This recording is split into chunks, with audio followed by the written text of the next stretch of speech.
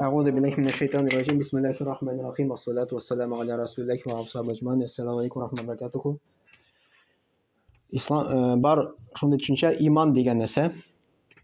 Бар төшенчә ислам дигән әйбер. Икесе дә бик мөһим. Иманның 6 шарты бар. Беренчесе, то есть иманның асыллары бар, исламның асыллары бар. Иманның беренчесе асылы Аллаһка ышану. Аллаһка. Иман дигән сүз ышану. Аллаһка ышану. Икенчесе кемгә? Фәрештәләргә. Фәрештәләргә ышану. Өченчесе китапларга. Дүртенчесе пәйгамбәрләргә.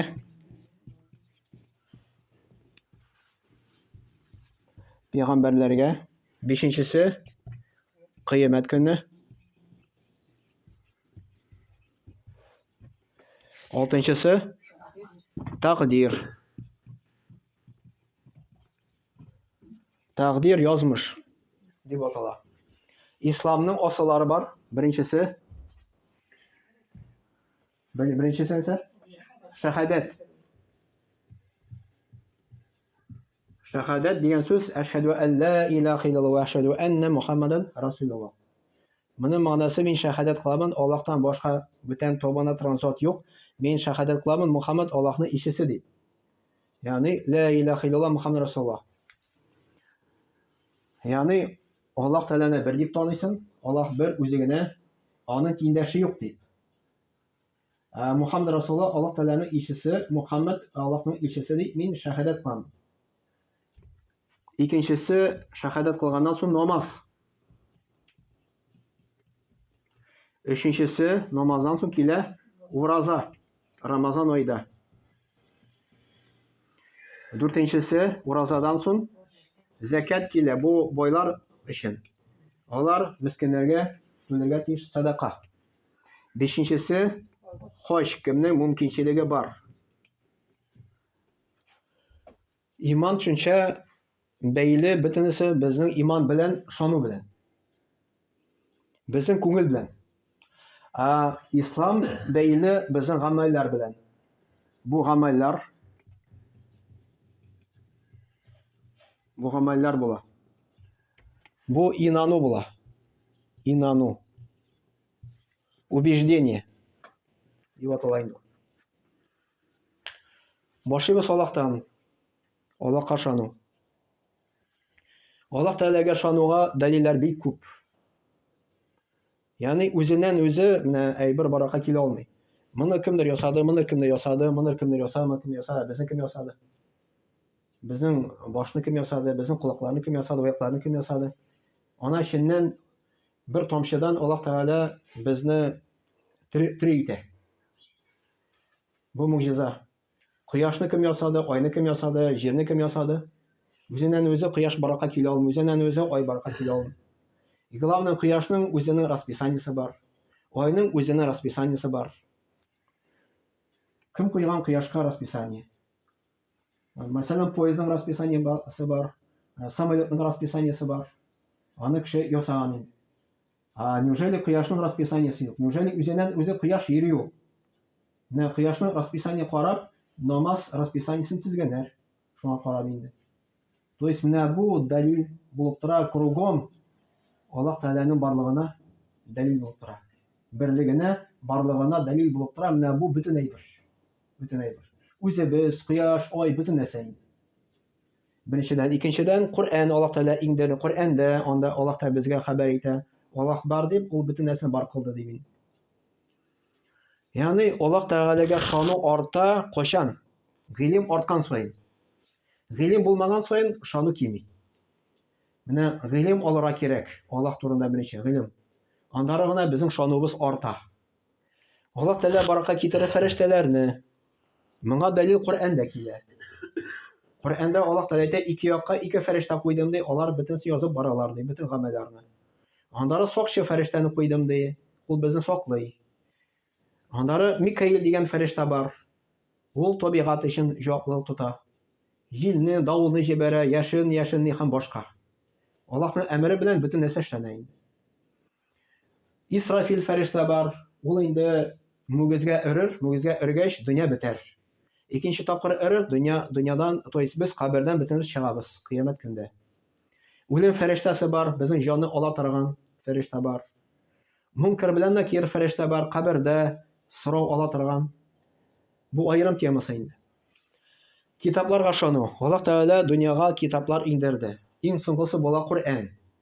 Коръәнгә хәтле булды Инҗил. Ягъни Библия дип әйтәбез инде. Инҗилгә хәтле булды Таурат, Тора дип атала инде. Тауратка хәтле булды Забур китабы. Менә шулай Аллаһ Тәгалә индерде үз вакытында, үз заманында китаплар.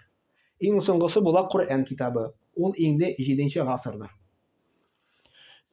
Пәйгамбәрләргә ышану. Аллаһ Тәгалә дөньяга җибәрде 124 мең пәйгамбәр. Мөхәммәд пәйгамбәр 124 мең. Беренчесе була Адәм, соңгысы була Мөхәммәд саллаллаһу алейһи ва саллям. Шуларның арасында булды Гайса пәйгамбәр, Муса пәйгамбәр, Юсуф пәйгамбәр, Идрис, Якуб, Сулейман, пәйгамбәрләр күп. Иң зурлары 25 Аллаһ Тәгалә безгә Коръәндә китерә. Әле тагын кичкенәләре бар, алар 124 мең дип Пәйгамбәр саллаллаһу алейһи ва саллям әйтте. Кыямәт көне. Менә бу бик мөһим кыямәт көне ышану. Кыямәт көне үлгәннән соң Аллаһ Тәгалә безне терелтә. Үлгәннән соң кабердән чыгабыз, ягъни үләбез, кабердә булабыз, кабердә яшибез. Кыямәт көне кайчан була? Дөнья беткәннән соң. Кайчан бу дөнья бетә, бөтен әйбер үлеп бетә, анда Аллаһ Тәгалә безне терелтә. Аллаһ кашында кыямәт көндә җавап бирәбез. Тормышта нәрсә эшләдек? Беренчесе сорау була, намаз укыдымы, юкмы дип була, Аллаһ Тәгалә сорау бирә кыямәт көнендә. Әгәр дә кеше 5 вакыт намаз укыган булса, Аллаһ Тәгалә вәгъдә әйтә, шушы кешене җмакка кертергә. Намаз укымаган икән, вәгъдә кылмый. Тели җмакка кертә, тели тамакка кертә дигән инде. Тәкъдир, язмыш. Аллаһ Тәгалә язмышны язып куйды 50 мең ел, бөтен дөньяны баракка китергәнче 50 мең ел. Иң беренче Аллаһ Тәгалә бар кылды каләмне, каләмгә язарга кушты. Ул бөтен нәрсәне язды, дөньяда нәрсә була. Без кайчан туачакбыз, кайчан үләчәкбез, бәхетлеме, бәхетсез булабызмы? Безнең ризык күпме керәчәк безгә? Нинди йортта яшибез, нинди гаилә була? Ул уже язылып куелган безнең. Монысы булды. Монысы ислам дине. Ягъни кеше шәһадәт кылып ислам диненә керә.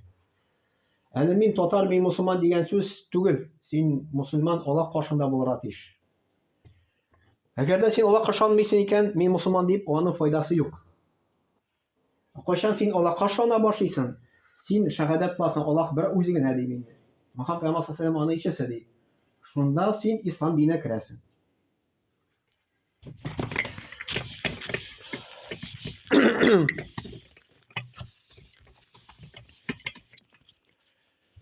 Менә шуннан соң исламга керәсең. Исламга кергәч, Аллаһ Тәгалә безгә йөкли намаз уку. Беренчесе намаз. То есть исламга кирдең, бу алып бара кая? Иҗмакка, җәннәткә. Но җәннәткә керер өчен кирәк намаз укырга, кирәк ураза тотарга. Һәм башка. Булай гына булмый җәннәткә керергә. Это как, мәсәлән, кеше мәктәпне бетерде, керде университетка. Университетка ничек керде ул? Нәрсәгә университетка керәләр? Диплом алар өчен. Диплом нәрсә кирәк аңар? Чтобы укып бетергәннән соң яхшы эшкә урнашырга, яхшы акча эшләргә. Но университетка керү белән әле ул диплом ала алмый. Кирәк 4-5 ел укырга. Ярты ел сайын зачет бирергә. Ахырында экзамен бирергә. Андары гына ана диплом тоттыралар. Нәкъ шулай җәннәт, әле син исламга кирдең, син шәһадәт китердең, менә аны әйтәләр бит теге никахта. Ла илаһа иллаллаһ.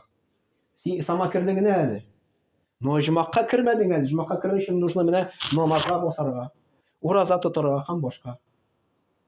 Сен просто кірдің генә. А чтобы жұмақа кірергә, нужно менә шушы мәсьәләне үтәргә.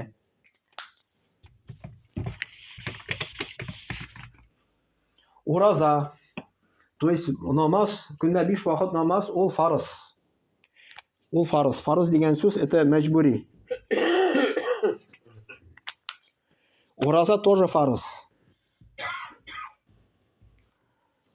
Кеше мәсәлән әйтә, мин нәрсә мәчеткә йөрергә тиеш дигән, мен гөнаһым юк. Кемнең гөнаһысы бар, шул мәчеткә йөрсен ди. Гөнаһ нәрсә икән, аңа бетерми. Намаз укымый, ул гөнаһ. Ураза тотмый, ул гөнаһ. То есть син харам эшлисең, ул гөнаһ, да, ул гөнаһ. Но это еще не означает, что син, мәсәлән, бер нәрсә, то есть менә намаз укымыйсың икән, син тоже гөнаһта. Ураза тотмый, син тоже гөнаһ эчендә яшисең. Һәр намаз өчен гөнаһ. Бер намаз укымадың, бер гөнаһ. Намаз укымадың, тон гөнаһ. Һәр 5 намаз без укырга тиеш Аллаһ каршында. Ни өчен шулай? Чөнки намаз уку, ураза тоту Аллаһка шөкер итү була бу. Шөкер итү була.